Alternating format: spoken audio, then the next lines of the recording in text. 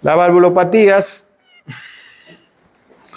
es un tema muy bonito, pero al final esto termina englobando dentro generalmente del síndrome de insuficiencia cardíaca, que es el que te da la clínica más florida, y en la búsqueda de la causa vamos a encontrar las valvulopatías, ¿ya? Vamos a hablar de las más frecuentes y de la mayor relevancia clínica, que es la válvula aórtica y la válvula mitral, ¿ya? Por frecuencia. Entonces, la aorta, simplemente un recuerdo anatómico básico, tiene estas tres partes: la ascendente, el arco, donde salen los vasos principales, acá hay una zona que se llama el istmo, y la aorta descendente. En estas zonas, por frecuencia, también aparecen algunas enfermedades. Entre ellas, pues, la enfermedad de la válvula in situ es un tema básicamente de envejecimiento normal de una persona. Probablemente, si todos vivimos lo suficiente, vamos a tener alguna valvulopatía, principalmente la aórtica. Arriba, coartación de aorta, traumatismo. Acá, en esta zona de la aorta ascendente, el síndrome de Marfan, lo vamos a tocar un poquito. Y abajo, básicamente, ya en la parte más distal, está la aterosclerosis, en las arterias más pequeñas. No queriendo decir que no podría haber arriba, también hay arriba, pero en frecuencia, la aterosclerosis es más en la parte más distal, o a partir de la aorta abdominal. Antes de entrar en el tema, es importante que recordemos conceptos básicos. Insuficiencia, la válvula no cierra, ¿verdad? Insuficiencia o regurgitación. Estenosis, la válvula no abre. Así es simple. Doctor, ¿puede tener la misma válvula, puede tener insuficiencia y estenosis? Claro que sí, es muy frecuente en realidad. Cuando se produce el envejecimiento de la válvula, no es un envejecimiento uniforme, solamente en el bordecito. Es en todo el borde valvular, en todo. Entonces, la apertura se ve limitada y el cierre, por la calcificación que tiene, tampoco es hermético. Y hay unas zonas donde no cierran bien y esa zona te produce la insuficiencia. Entonces, la mayor parte de las valvulopatías, no digo todas, la mayoría vienen en combinación. En estenosis e insuficiencia. Uno más que el otro generalmente. O sea, hay más estenosis que insuficiencia o viceversa, ¿no? Entonces, aparte de ello, también tenemos que acordarnos de esto. Esto. Tiene que estar en su cabeza. Ustedes, cuando piensan en una valvulopatía, generalmente hay algo de esto ahí. O está metida la fiebre reumática, que todavía tiene una relevancia alta en esta zona del mundo, en Latinoamérica. Todavía está el envejecimiento, una infección en la válvula que la puede terminar perforando, o que haya nacido con esta alteración. 4, de lo más frecuente en general en todas las valvulopatías. Hay otras que se agregan ahí, pero ya tienen menor relevancia. Entonces nos vamos. ¿Cómo hago diagnóstico, doctor? Dicen los pacientes, están con sus dicen los estudiantes, están con sus estetoscopios. Todavía encuentro algunas historias de cardiología que ya fallecieron algunas, y pacientes pues que tienen muchos años, ¿no? Pacientes que hace 20 o 30 años eran diagnosticados de alguna valvulopatía por el soplo. Y en la historia está estenosis aórtica en grado tal por según la clasificación de Levin, el grado de soplo que tenía. Mientras más fuerte era, se suponía que era una valvulopatía más grave, ¿no? Entonces, eso ya quedó de lado, ¿no? Algunas universidades en el mundo, yo diría que la gran mayoría ya trabaja a sus pacientes, o ya en el plan de estudios está entender un poco la ecografía. Y ustedes ven, hay estudiantes que vienen de otras realidades en educación, y vienen con sus equipos, con sus ecógrafos y sus transductores para cada área. Y vienen y así se forman en realidad. Nosotros todavía seguimos con el estetoscopio, no sé cuánto tiempo más. Yo creo que no va a perder vigencia porque ayuda, está en la mano, lo puedes transportar a cualquier parte. No necesitas cargarlo, no necesitas energía. o energía eléctrica, como es nuestra realidad amazónica. Pero no podemos dejar de lado de que la ecoscopía o los equipos de ecografía cada vez están a la orden del día y ya son más accesibles en el sentido en costos y el Estado también lo está empezando a adquirir, hay más frecuencia de eso. Entonces ustedes tienen que tener conocimientos al menos de que esto se utiliza. Pero el estetoscopio sigue ahí, esta es una bronca que ya tiene algunos años, yo creo que no hay un ganador todavía, cada uno tiene su utilidad. Nosotros, nuestra realidad es seguir utilizando el estetoscopio, ¿ya? Y tenemos que utilizarlo bien. Entonces, estenosis aórtica, la válvula aórtica no abre o no cierra, no abre bien, ¿verdad? Se queda. ¿Qué ruido, qué sonido se va a alterar? ¿Qué sonido? Primer ruido, segundo ruido, tercer ruido, cuarto ruido. ¿Cuál ruido se va a alterar en una estenosis aórtica? Primero, segundo. ¿Se acuerdan qué era el primer ruido? Cierre de válvulas AB, ¿verdad? Mitral, tricuspidia. Segundo ruido, cierre de válvulas aórtica y pulmonar, o sigmoideas, semilunares, como quieran llamarlo, ¿ya? Entonces, doctor, ¿se va a afectar el segundo ruido? ¿Sí o no? Hablen. El sonido del segundo ruido es porque cierra. ¿Ah? ¿Cuál es su problema esta válvula? Que no se abre. Pero como no abre mucho, probablemente el segundo ruido esté disminuido en el componente aórtico. ¿Estamos? ¿Ya? Entonces nos metemos al tema. Obstrucción de la válvula aórtica y todo eso puede ser valvular. El 90% va a ser valvular, es lo más frecuente. Es la valvulopatía primaria más frecuente en el mundo. Todos, si vivimos lo suficiente, va a generar esclerocalcificación en nuestra aorta y vamos a hacer una estenosis aórtica. Todos. Por un proceso de envejecimiento normal. Yo tengo pacientes de 90 años que solamente tienen una ligera esclerocalcificación de la válvula aórtica. Su genética le ayuda, ¿no?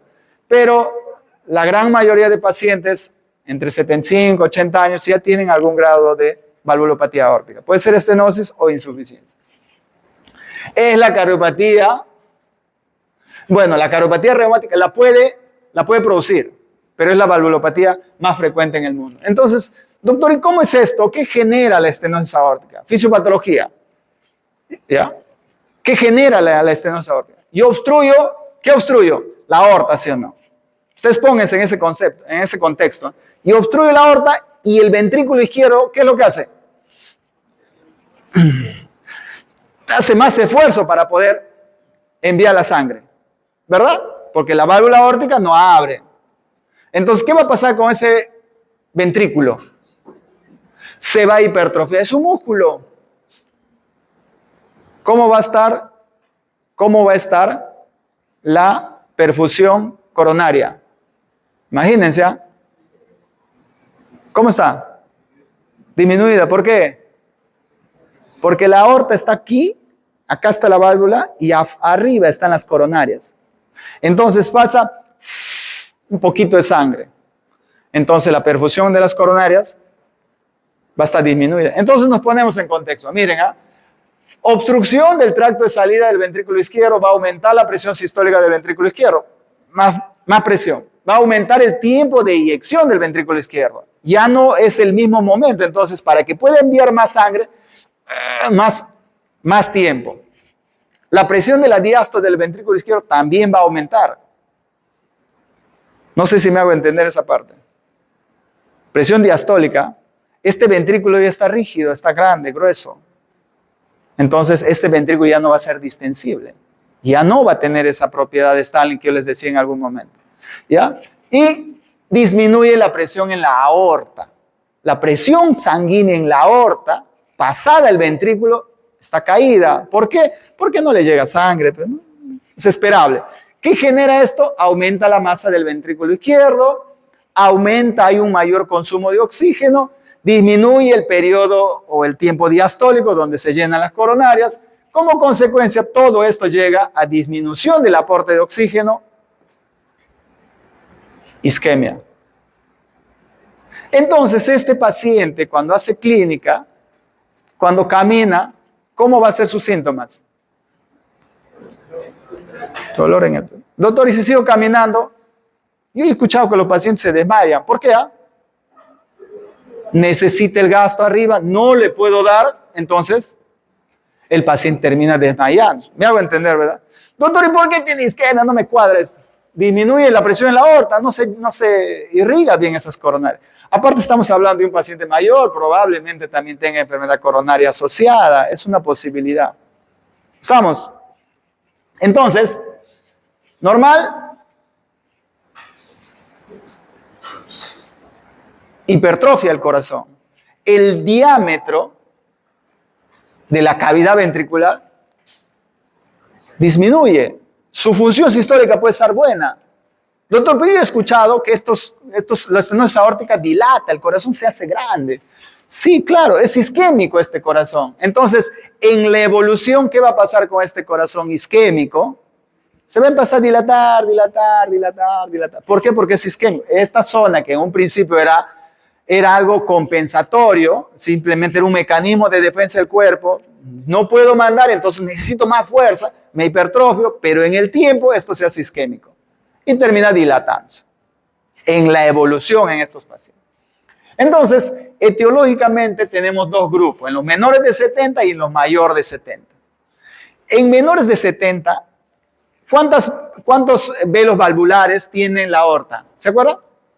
Esas canastitas, 3, ¿no? Abren esas 3 canastas. Algunos pacientes nacen con 2 y se habla de válvula aórtica bicúspide. Esta válvula aórtica bicúspide tiene mayor frecuencia o calcifica más tempranamente. Entonces, en pacientes jóvenes que hacen valvulopatías aórticas, 50 años, 55 años, la causa más frecuente es esta, la aorta o la válvula aórtica bicúspide. Pero en los pacientes mayores, la causa más frecuente es la degenerativa. Entonces, ¿qué pasa acá? ¿Dónde podría estar la obstrucción? Podría ser, por ejemplo, en las congénitas, podría ser valvular, subvalvular o supravalvular. En todas partes se puede obstruir la aorta. En los niñitos se encuentra una obstrucción valvular y podemos pensar en 3 grupos de pacientes. Pero, en general, estamos hablando de una valvulopatía ¿de quién? De adultos mayores. ¿Ya? No quiero generar polémica porque esto está grabando. Usted se encuentra en un soplo sistólico, un paciente mayor de 70 años, pago porque es valvulopatía aórtica. Así, a ojo cerrado. No, que a estenosis aórtica. Ustedes se van a la segura. ¿Por qué? Porque es un proceso evolutivo, por envejecimiento normal. ¿Ya? Entonces, esta es una válvula normal, pasan los años y pasa esto, ¿no? Se calcifica, la válvula se deforma, ya no abre normalmente porque hay una rigidez. Estos bordes muchas veces se coaptan y ya no hay esa apertura, ¿no? Ahora, ¿todos vamos a llegar a esto? Es muy probablemente, ¿no? Entonces, ¿qué síntomas produce la valvulopatía aórtica? En un inicialmente, disnea de esfuerzo. El paciente está tranquilo en reposo, no pasa nada, empieza a caminar, siento que me canso, doctor.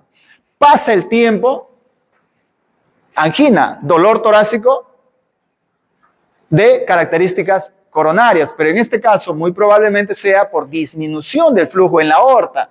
Entonces hipoperfunde el ventrículo en diástole. Este paciente hace actividad. ¿Cómo va a ser el dolor? Retroesternal, opresivo, irradiado, asociado a síntomas neurovegetativos y cede, reposo. Tranquilo. Doctor, pero si sigue caminando este paciente, ¿qué puede pasar? Síncope. Doctor, y este paciente, no hago nada con mi paciente. ¿Qué va a pasar? Insuficiencia, síntomas de insuficiencia cardíaca ya más marcados. Paciente ya te hace disnea clase funcional 3, 4, puede ser ortopnea, puede ser fatiga, puede ser disnea paroxística, insuficiencia cardíaca. Generalmente acá ya estamos hablando de la etapa evolutiva, ese corazón, ¿cómo va a estar? Hipertrófico, dilatado. Ya va a estar dilatado, en su fase dilatada. Entonces así va evolucionando el estenosis aórtica. Mira, nosotros tenemos tiempo para diagnosticarlo. ¿Qué voy a buscar en el examen físico? ¿Qué voy a buscar? ¿Cómo va a ser el soplo? Sistólico, ¿verdad? ¿Por qué sistólico? Está en el primer ruido. ¿Por qué sistólico? ¿Por qué sistólico? Porque, doctor, en el primer ruido se cierran las válvulas auriculoventriculares. ¿Y quién se abre? La aorta y la pulmonar. Pero acá no se abre, entonces, ¿estamos? Soplo sistólico basal, principalmente. Focos basales, acá arriba. Este pulso, un pulso chiquito, carótida, toca, demora. Chiquitito, demora. Pulso parvus ictaros. Miren ustedes, lo escuchan, este video tiene audio, lo escuchan. Es un soplo áspero, rudo es, fuerte en todo el tórax anterior. Ustedes le escuchan al paciente, ponen acá. Generalmente, y la mayor parte de veces, siguen escuchando. Siguen escuchando. Todo el tórax le escucha. ¿Pero qué lo caracteriza? ¿Hacia dónde se ve el soplo de estenosis aórtica? Al cuello. Ya, va al cuello. Pones acá y acá va hacia la axila, no va allá, eso es aórtico. Ustedes escuchan acá, va acá, ponen acá y otro soplo sistólico, y van acá, va acá, entonces hay dos ahí. ¿Qué es? Sistólico, aórtico y mitral probablemente. Un soplo de insuficiencia mitral. Acá estamos hablando de estenosis. ¿Ya? Raspante, rudo. Lo van a escuchar. Es realmente fácil de escuchar eso. ¿Qué vamos a encontrar en las ayudas diagnósticas? ¿Qué esperamos encontrar? Tanto en el electro, que ustedes van a poder acceder a ello, muy probablemente, y una radiografía. ¿Cómo va a estar el electrocardiograma de este paciente? ¿Qué vamos a encontrar? Hipertrofia del ventrículo izquierdo. ¿Ya? Hipertrofia del ventrículo izquierdo. Y en la placa, ¿qué vamos a encontrar? ¿Cardiomegalia o no cardiomegalia? ¿Quién me dice cardiomegalia? No hay cardiomegalia, ¿no? La hipertrofia es concéntrica. Viene hacia adentro, no crece el ventrículo. Pero en la etapa ya de insuficiencia cardíaca, ese ventrículo va a estar, ese corazón va a estar dilatado. ¿Ya? Entonces, no, podríamos ver la aorta un poco dilatada. Algunas veces se ve la calcificación de la válvula aórtica. Se ve ahí, se ve bien calcificada la aorta. Entonces encontramos estos electros, ¿no? Con QRS grandes y con alteraciones del ST como test negativos. Y en la eco, pues, ¿no? Esto es lo que nos va a dar el diagnóstico. ¿Cómo hacemos el diagnóstico de una estenosis aórtica? Con eco, chicos. Con eco. Tiene que tener una eco. La sospecha ustedes la pueden tener con un soplo sistólico basal, ¿no? Acá arriba, en focos aórticos, pulmonar, el accesorio. Pueden tener una presunción, ¿no? Pero tengo que hacer la ecografía. ¿Por qué? Porque cuando evoluciona este paciente, ¿cómo creen que va a estar su fracción de eyección? Y entonces, ¿qué era el soplo? ¿Se acuerdan de Semio? Diferencia de presiones, ¿verdad? Una zona de mayor a otra zona de menor. O una zona aumenta la turbulencia en una zona. Si yo en este paciente, este ventrículo, ya no tiene mucha fuerza por la fracción de eyección baja, probablemente vamos a encontrar que ya no hay soplo. Algunos pacientes no hay soplo. No es que no tenga, simplemente que ya no se escucha porque ya no hay una diferencia de presiones en algunos pacientes. No es en todos. Para eso la ecografía es la que te da el diagnóstico. Ustedes tienen una insuficiencia cardíaca. ¿Qué tiene que tener ese paciente? Tiene que tener una ecografía. Edema, disnea. Ecografía, hay que buscarle la causa, porque la estenosis aórtica, yo la puedo evaluar por ecografía y me va a dar un dato real, exacto. Me da un dato exacto. Y si yo obstruyo esta zona, ¿qué va a pasar? Esa es física básica. Obstruye la zona, ¿qué va a pasar con la velocidad? Aumenta la velocidad. ¿Estamos o no estamos? ¿Ya? Principio básico es eso.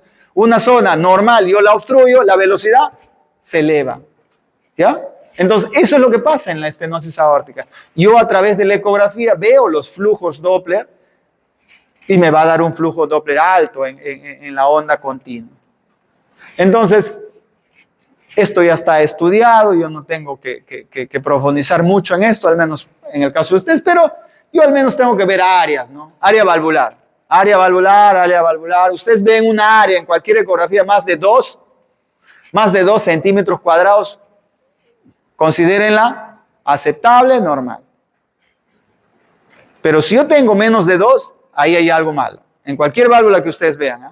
Entre 1.5 a 2, leve, 1 a 1.5, moderada, más de 1, menos de 1, perdón, severa. Y es que yo le puedo evaluar esto por ecografía, mido acá, tal vez puedo evaluar esto, hay algunas fórmulas que se utilizan tanto en la transtorácica que hacemos acá y la transesofágica, ¿no? Se ve mejor, ¿no? ¿Dónde está la obstrucción y cuánto es el área real, ¿no? Entonces, estos pacientes, ¿por qué es importante hacerles diagnóstico y hacerles seguimiento de manera oportuna? Porque si yo le encuentro a este paciente en disnea ya por insuficiencia cardíaca, su mortalidad de este paciente es alta, 1 o 2 años, porque ya estamos hablando de un paciente evolucionado. Si un paciente me hace dolor torácico, doctor, si tiene dolor torácico, ¿le hago una prueba de esfuerzo? ¿Le hago prueba de esfuerzo? No, doctor, hay que hacerle primero su eco. Primero su eco. Pero no sopla, doctor, primero su eco. Le hacemos su eco. Veo que no tiene nada la válvula aórtica, no hay nada que le pueda estar generando dolor. Recién me voy a la prueba de esfuerzo. ¿Estamos? Pero, me hace dolor torácico, tiene que ir a eco, porque puede haber una valvulopatía asociada. Y esa puede ser la causa de su dolor. ¿Ya? Entonces, la clínica en la estenosis aórtica también te da pronóstico. Tratamiento. ¿Cuál es el tratamiento de una valvulopatía aórtica? No hay tratamiento, muchachos. Yo puedo dar tratamiento sindrómico para la insuficiencia cardíaca. Y yo les pregunto, los 4 fantásticos, ¿se acuerdan, verdad? IECA, ARA, ARNI. Beta bloqueador, espironolactone, inhibidores del cotransportador. ¿Qué va? Ya, inhibidores de SGLT2. Acuérdense, muchachos. Y yo les pregunto, ¿va a tener repercusión en este paciente? Su problema de este paciente es mecánico. Hace poco, hace tal vez en noviembre, un señor creo que les comentaba, viene, ¿por qué? Porque hace insuficiencia cardíaca aguda, congestionado, edema. ¿Alguna molestia? Nada, doctor. Antes de esto, nada. Raro, le ausculto, nada, en realidad no le escuchaba. Hay que hacerle su eco. Fracción de eyección 22, estenosis aórtica severa. Antes de eso, nada, ningún síntoma, doctor. 22%, ¿ah? Ya, lo referimos. La familia realmente ha hecho su trabajo porque eso era muy importante. Le han operado, ha regresado. Ahora le pregunto, mira, ¿cómo estás? Bien, doctor. Está subiendo de peso, está caminando 22% de fracción de eyección, ¿eh? Dilatado ya con una estenosis aórtica severa. Antes de esto, tenía síntomas, me cerrí, sí, doctor, no tenía, no quería decirle a nadie, no, sí, caminaba 10 pasos y ya me dolía mi pecho. Estenosis aórtica. No quería decir, él se sentía fuerte de una comunidad, pero afortunadamente con 22% de fracción de eyección le han operado, le han cambiado una válvula y él está evolucionando bien. 66 años, ¿eh? Con esa válvula nueva, su expectativa de vida ha cambiado rotundamente. Sin esa cirugía, ese paciente ya te hacía insuficiencia cardíaca aguda cada semana. Doctor, otra vez mi papá hasta que se casa. O lo llevan, se va a morir. Y eso, afortunadamente, la familia la lleva. Entonces, la estenosis aórtica, el tratamiento es, o le cambio la válvula quirúrgicamente, o hago que esa válvula se cambie a través de un procedimiento. Eso ya es chamba nuestra, pues, ¿no? El procedimiento se llama TAVI, es poner una válvula transcatéter. Te metes con un catéter que es un poquito grueso, la femoral generalmente, te metes hasta la válvula aórtica. Llegas a la válvula aórtica, no sé si ustedes ven que está soltando algo acá. ¿Ya? Y en la aorta deja una válvula biológica. Ese procedimiento se llama TAVI.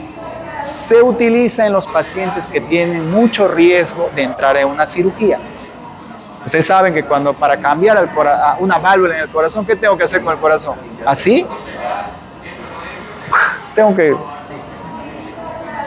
que plancharlo, pero el corazón le corto entonces, para meterme ahí a esa válvula y cambiar. Entonces yo tengo que ver que el paciente me va a tolerar. Entonces esto es una alternativa, ¿no? Ahorita se hace en el Perú, se hace con bastante frecuencia. Para eso las guías te dicen que debe de haber un equipo que haga la evaluación de esto, quién sí, quién no. Generalmente los pacientes mayores de 75 años van a TAVI, generalmente, ¿no? Hay una evaluación previa, pero esto llegó al Perú, ya tendrá más de 5 años, más inclusive, y se hace con regularidad. Todavía el MINSA lo está mirando, coquetean un poco, pero el salud ya lo hace de manera, diría yo, incluso rutinaria. Ya se está haciendo. O sea, es un procedimiento, te metes, sueltas la válvula, se acabó todo. Es un procedimiento. Una cirugía tan compleja como era cambiar una válvula aórtica, ahora se puede hacer a través de un procedimiento. ¿Ya?